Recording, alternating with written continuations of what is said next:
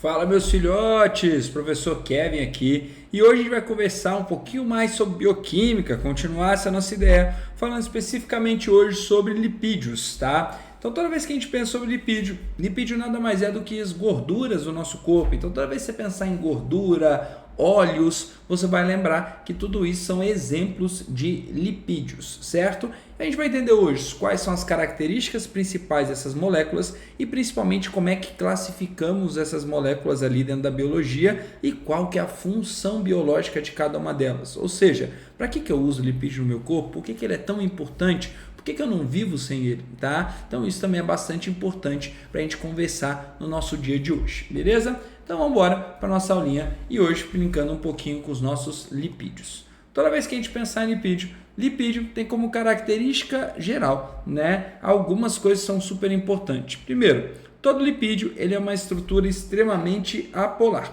tá? Então toda vez que você pensar em lipídio, você vai pensar que uma das características gerais mais importantes dele é o fato dele ser apolar. Se ele é apolar, ele não gosta de água, que é uma estrutura polar, ou seja, ele é uma estrutura hidrofóbica. Isso traz algumas consequências em relação ao lipídio, certo? E dentre essas consequências é o fato da gente não conseguir circular ele tão bem para o sangue e, consequentemente, não conseguir eliminar ele tão bem pela urina, certo? Além disso, o lipídio ele funciona no teu corpo como uma importantíssima reserva energética.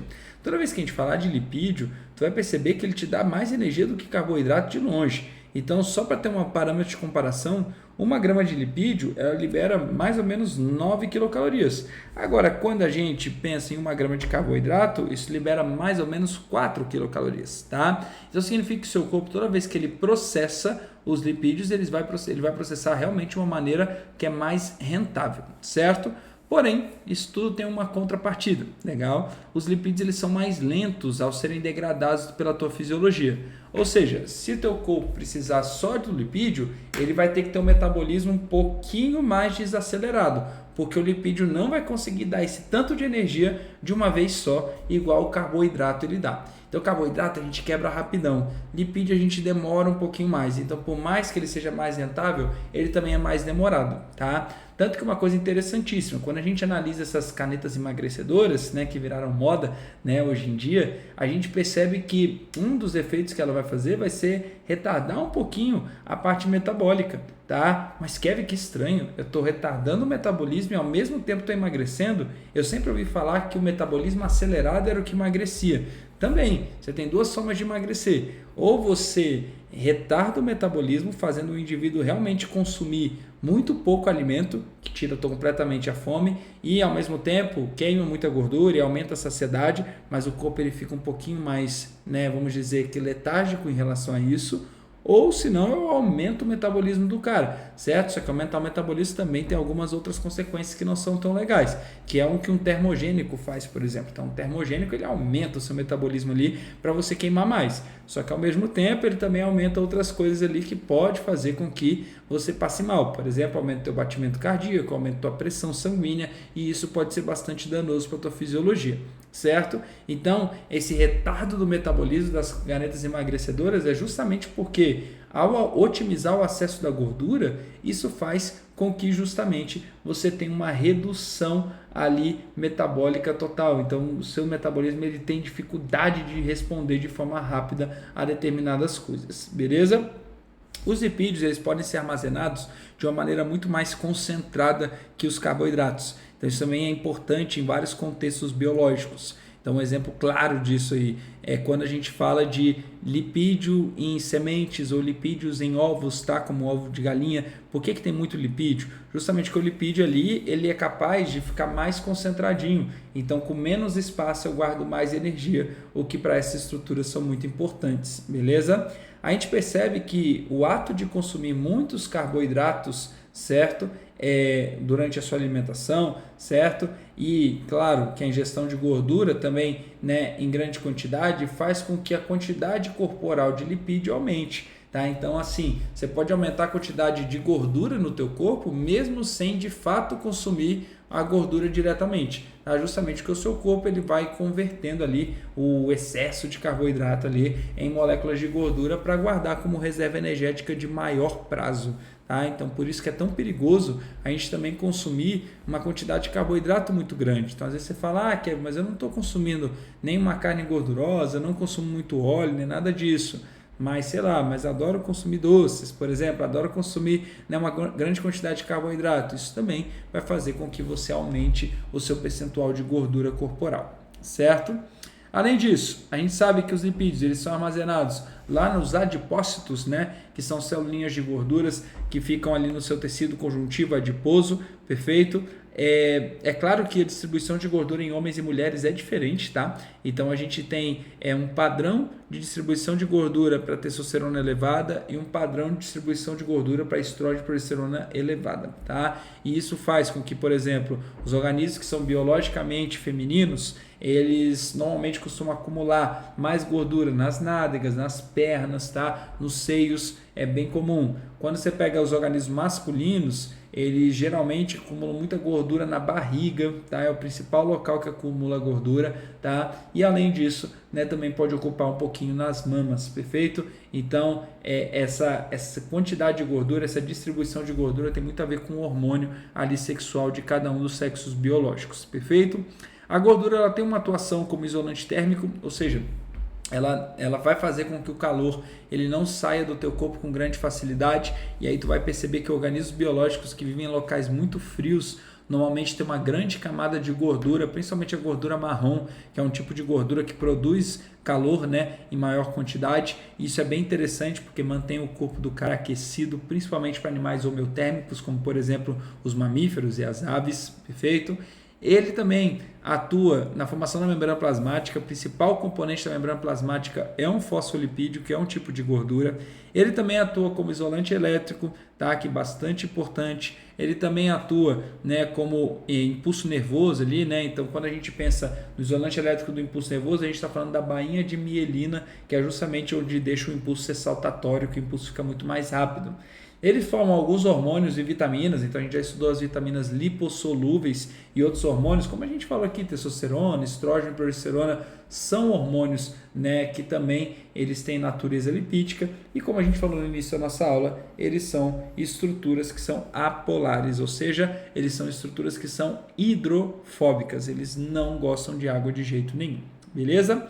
Hoje o nosso papel aqui é entender justamente qual tipo de gordura acontece em qual lugar. Aqui, por exemplo, aqui você tem um adipócito, tá? Então, o que é um adipócito? Adipócito é exatamente essa celulinha aqui, perfeito? O adipócito, ele tem uninucleado e polinucleado, tá? Ele é unilocular, na verdade, certo? Que só tem um lóculo de gordura, perfeito? E esse lóculo de gordura, ele pode aumentar ou pode diminuir a depender da quantidade de gordura que tem no teu corpo. Já ouviram falar daquele efeito chamado de efeito sanfona? Que é o efeito onde a pessoa emagrece, depois engorda com facilidade, emagrece, depois engorda com facilidade. Isso tem a ver com o fato dela já ter uma grande quantidade de adipócitos, o que faz justamente com que ela acabe tendo esse aumento e redução ali de gordura de forma muito rápida. Beleza? Mas vamos lá. O nosso grande papel aqui é entender como é que é cada uma das classificações dos lipídios. E para isso eu preciso que vocês lembrem de uma coisa. É claro que muito provavelmente vocês não conhecem muito ainda de química orgânica, tá? Mas quando se fala de química orgânica, tem uma reação muito importante chamada de reação de esterificação, que é a reação que forma as gorduras. Perfeito aqui? Essa reação, ela é uma reação entre um ácido carboxílico, que aqui a gente chama de ácido graxo, mais uma molécula de álcool, formando um lipídio mais uma molécula de água, certo? Então, o que a gente percebe? A gente percebe que o lipídio nada mais é do que um ácido graxo ou alguns ácidos graxos juntos a álcool. Então, a gente classifica geralmente os lipídios de acordo com as moléculas que o compõem. Então, por exemplo, o glicerídeo são os lipídios formados por ácido graxo e formado por um álcool específico chamado de glicerol. O glicerol ele tem 3 OHs, 3 hidroxilas. Em cada hidroxila dessa, você vai ter um ácido graxo desse aqui se prendendo a ela. Então você usa 3 ácidos graxos para cada glicerídeo. Você vai perceber aqui, ó, 1, 2, 3 ácidos graxos. Por isso que eles também são chamados de triglicerídeos. Os triglicerídeos eles são super importantes, afinal são os tipos de gordura que estão mais presentes nos compostos biológicos como um todo. Perfeito? E ao analisar os glicerídeos, como é que a gente classifica ele? A gente vai classificar em gordura saturada e em gordura insaturada, tá? Gorduras saturadas são gorduras em que só existe ligações simples entre os carbonos do ácido graxo. Ou seja, entre esses carboninhos aqui, você vai ter aqui, ó, só uma ligação. Você vai ter uma ligação que a gente chama de ligação simples na química. Kevin, qual que é a diferença disso aqui? As estruturas da gordura com ligações simples, ela é como se fosse um pouquinho mais reta. Então, ao eu ter, né, várias gorduras, uma do ladinho da outra, né, então várias gordurinhas assim, uma do ladinho da outra, o que eu vou perceber é que essas gorduras conseguem formar estruturas que são capazes de serem mais rígidas, que são capazes de serem mais difíceis de serem quebradas, tá? E o que é o interessante disso? Uma gordura saturada, lá na temperatura ambiente, por exemplo, ela interage de uma maneira tão forte que o estado físico dela fica sólido, tá? Então, toda vez que a gente pensar numa gordura saturada, você vai pensar que ela é difícil do teu corpo separar, ou seja, se eu comer muita gordura saturada, meu corpo vai ter dificuldade de separar essa gordura, então é uma gordura que vai ficar mais presa no meu organismo, mais presa no meu vaso sanguíneo, que não é positivo, mas além disso, ela também é uma gordura que na temperatura ambiente ela fica sólida, tá? Popularmente, a gente chama ela sempre de gordura mesmo. Então aqui, ó, tu percebe que a gordura saturada aqui, ela é sólida à temperatura ambiente, perfeito? Quais são os exemplos principais? Principalmente gordura de fonte animal. Então, praticamente toda fonte animal ela é uma gordura saturada. Por isso que quando a gente pensa em manteiga, que vem lá do leite, ela é sólida. Banha de porco, sólida. As gorduras presentes na carne, como está aí na imagem, ela é sólida. Então, as gorduras de origem animal, normalmente, elas são sólidas, tá bom? E, além disso, a gente também tem óleo de coco, que aí é de uma fonte vegetal, mas ela também é o quê? Ela é uma gordura de natureza mais sólida à temperatura ambiente, perfeito? Então também uma gordura ali saturada. Quando a gente pensa em gordura saturada, evidentemente que vem uma discussão aqui na nossa vida chamada de arteriosclerose. A arteriosclerose nada mais é do que quando a gordura ela fica presa nos vasos sanguíneos. Então o que tu tem aqui é um vaso sanguíneo, certo? E esse vaso sanguíneo aqui ele tem um fluxo de sangue, perfeito? O que acontece? Quando as moléculas de gordura elas começam a ficarem presas nos vasos sanguíneos, elas ficam presas nos vasos sanguíneos e elas acabam o quê? Elas acabam aumentando ali a ocupação dela no vaso. Se eu aumento a ocupação dela no vaso, o fluxo de sangue aqui, ó, ele diminui. E se o fluxo de sangue está reduzindo, tu concorda comigo que aqui a pressão ela está elevando sobre o vaso? Isso vai fazendo com que justamente a artéria ela vá o quê? Ela vai diminuindo a flexibilidade dela, certo? E aí com isso ela fica toda enrijecida. Se ela fica enrijecida, no momento em que o fluxo sanguíneo aumenta, ela tende a não, né, expandir. E se ela não expande, ela pode estourar. Então, por exemplo, um dos grandes fatores que pode gerar ou infarto por falta de sangue na parte cardíaca, ou, por exemplo, AVC lá na parte cerebral por estouro de vasos sanguíneos, é o acúmulo de gordura nesses vasos sanguíneos. Queridos, a arteriosclerose ela é uma doença silenciosa, tá? Porque é muito aos pouquinhos, é do dia a dia. Então, a verdade é que a gente fica acumulando gordura ao longo da nossa vida inteira. E quando que a gente vai descobrir esses problemas relacionados a entupimento de artéria? Lá na fase senil.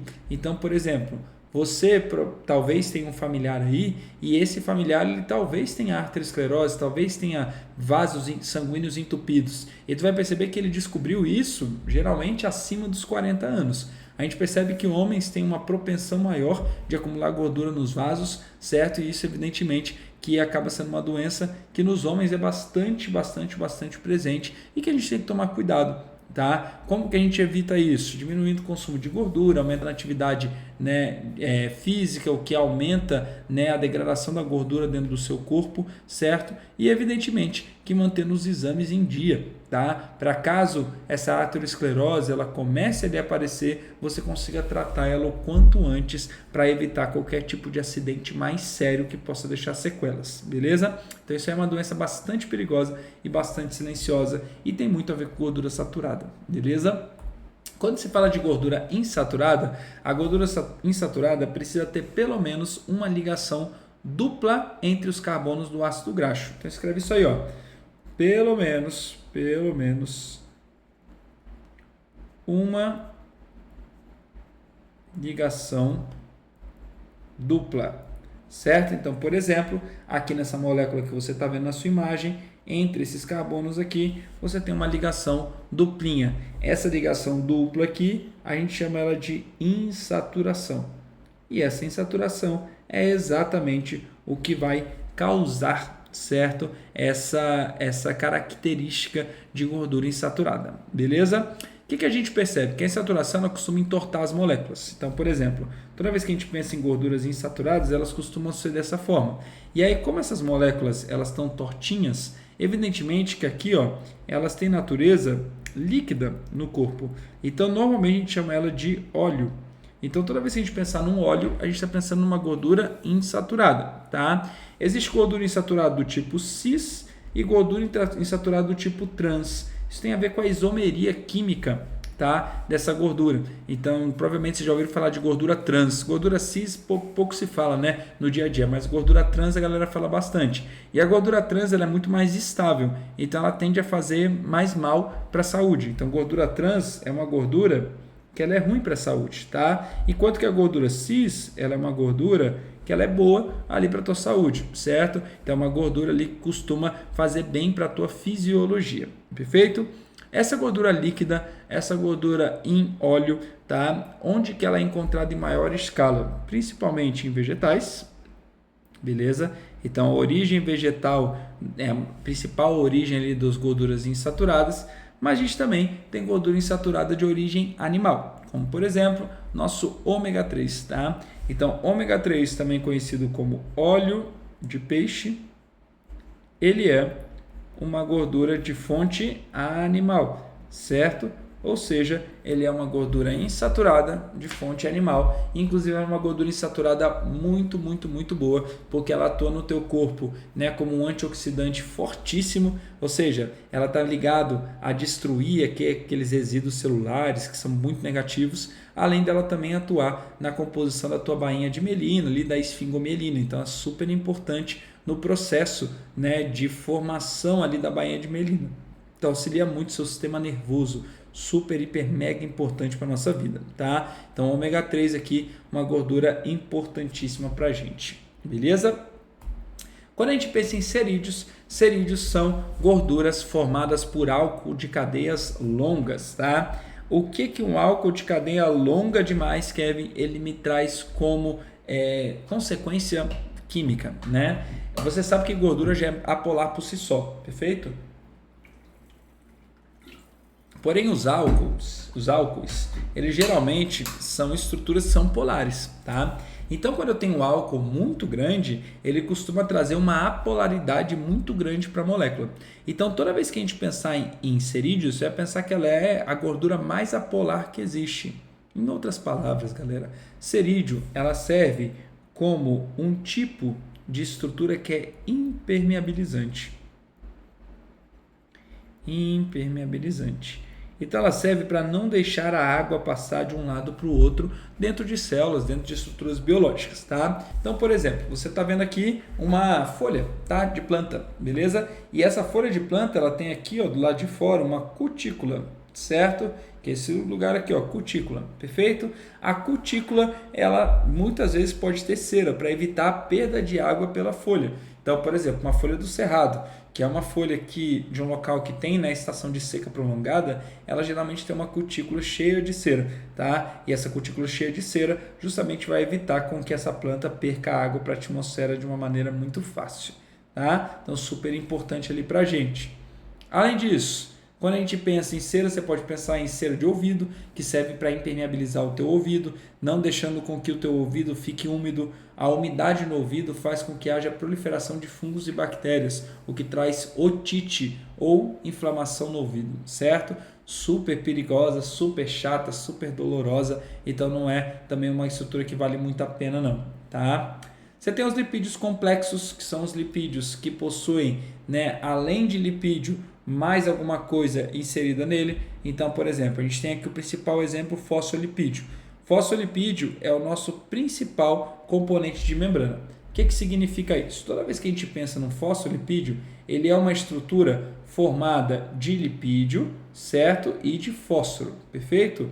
O fósforo, ele é algo que é apolar, certo? Desculpa, o fósforo ele é algo que é polar, enquanto que a gordura é uma estrutura que é apolar. Então, no fosfolipídio, que eu percebo que ela é uma molécula anfifílica, tá? Então, aqui, ó, isso aqui é anfifílica. O que significa isso, Kevin? Significa que ela tem uma estrutura que é hidrofílica e uma estrutura que é hidrofóbica, tá? E aí o fosfolipídio ele vai ser o nosso principal componente dessa estruturinha mágica aqui, chamada de membrana plasmática, beleza? A gente vai falar, né, mais para frente ali sobre membrana plasmática e todas as propriedades dela, mas é legal já você saber que ela é formada por um lipídio, que é um lipídio complexo, certo? Um outro lipídio complexo bastante famoso é a esfingomielina, tá? A esfingomielina ela é usada como isolante na bainha de mielina, ou seja, é ela que compõe a bainha de mielina ali da célula nervosa, fazendo com que o impulso nervoso seja mais rápido. Então, todo neurônio aqui ele vai ter essa bainha de mielina presente para acelerar o impulso nervoso, para acelerar o nosso impulso elétrico, perfeito? Os esteroides, eles são gorduras formadas por colesterol. Tá? O que é colesterol? Colesterol é essa molequinha aqui, ó. Essa molequinha aqui é a base do meu colesterol, certo? Para ser o colesterol mesmo, falta só uma molequinha de OH que vai justamente se conectar, tá, a esses 4 anéis condensados. O colesterol ele é o principal formador aqui dos nossos esteroides. Qual que é a função do colesterol, dos esteroides ali para o teu corpo como um todo? Primeiro, ela é presente na sua membrana celular. Aqui, ó, é legal você lembrar que é de animal, tá? Então são os animais que têm colesterol de fato como membrana ou como componente de membrana, certo? Ele é precursor de hormônios sexuais. Que hormônios são esses? Testosterona,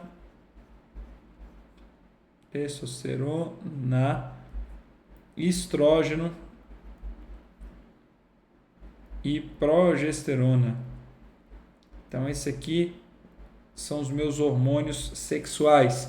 Ele é precursor de alguns hormônios corticoides, como por exemplo cortisol, né? Ele vem também de colesterol. Ele é precursor de vitamina D, a gente já comentou sobre isso, né? Então, a vitamina D ela é fotossintetizada e ela tem como precursor o colesterol ali. E além disso, ele está relacionado também com a formação dos sais biliares ali, através do ácido cólico, que é um ácido também formado de colesterol. Apesar dele ter essas múltiplas funcionalidades no corpo, geralmente o que mais cai para vocês está ligado a essas duas lipoproteínas de transporte, chamado de HDL e LDL. Como eu falei para vocês, elas são lipoproteínas de transporte, tá? HDL significa High Density Lipoprotein, ou seja, high significa o quê? Alta. Então isso aqui é uma proteína de alta densidade. Ela tem um volume menor e um peso maior, certo? Então faz com que ela seja mais pesada ali. O LDL, esse L vem de Low Density Lipoprotein, ou seja, low ele vem de baixa densidade. Gostou do meu inglês horrível, né? mas ele serve, não é isso? Ele serve para se comunicar no máximo, não, mas nunca mais do que isso. Mas vamos lá. Toda vez que a gente pensa em LDL e HDL, o que eles sempre vão te cobrar é o sentido dele, qual que é considerado bom e qual que é considerado ruim. Então vamos direto ao ponto aqui, ó.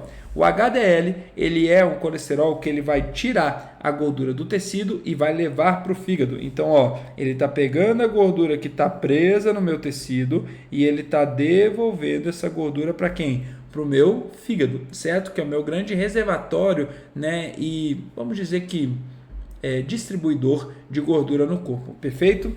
O HDL, então, como ele diminui a gordura circulante, ele é considerado um colesterol bom, beleza? Agora o LDL, ele é um colesterol que vai fazer o quê? Que vai tirar a gordura do fígado e vai levar essa gordura para o tecido.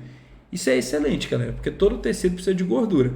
Porém, quando eu consumo muita gordura, meu fígado ele manda muito LDL para minha circulação. E se eu começo a ter muito LDL na circulação, começa a acontecer isso aqui, ó. Começa a ter placas de gorduras no meu corpo. Logo, o aumento excessivo de LDL, ele é considerado muito ruim. Então, quando a pessoa fala, eu estou com colesterol alto, normalmente o que está alto é a quantidade de LDL, que é o nosso colesterol ruim, certo? Como é que eu vou decorar isso aqui, Kevin? Lembra assim, ó. Hoje Deus livra. Ah, que coisa boa. Logo, Deus leva. Ah, que coisa ruim. Perfeito aqui? Então, colesterol bom, HDL, colesterol ruim, LDL. Isso aqui é muito importante de você saber. Isso aqui é muito, muito, muito cobrado de vocês. Beleza? Quando a gente analisa as quantidades de colesterol, isso é legal da gente perceber. Por quê? Porque quando a gente faz o exame de sangue, é bem normal da gente ter essas taxas de colesterol sendo medidas ali pelo teu médico, perfeito? E olha que legal essa análise. Quando a gente analisa ali, ó, o colesterol total, que é justamente a soma dos colesteróis bons e ruins, né? Ele tem que ficar ali, ó, abaixo dos 200, certo? Se está entre 200 e 240, ainda o paciente está de boa, mas o ideal é que você faça o quê? O ideal é que você fale para o paciente maneirar ele na alimentação. Se está acima de 240, já começa a ficar um pouco preocupante. E a gente percebe que a quantidade de LDL ela é muito maior do que a quantidade de HDL, certo? Porque realmente você precisa de muito mais circular para os tecidos a gordura do que propriamente devolver para o fígado, certo? Então, quando aumenta, geralmente aumenta muito desse cara e em contrapartida você tem uma redução nesse carinha aqui. E aí significa que você está acumulando muita gordura e você está resgatando pouca gordura. E isso é realmente bastante negativo para o corpo como um todo e muitas vezes a gente precisa de ter uma intervenção ali medicamentosa para controlar o colesterol do cara. Perfeito? A aulinha de hoje ficou tranquila? Ficou clara na cabeça de vocês? Um beijo e um queijo para você e até a nossa próxima aula. Tchau, tchau!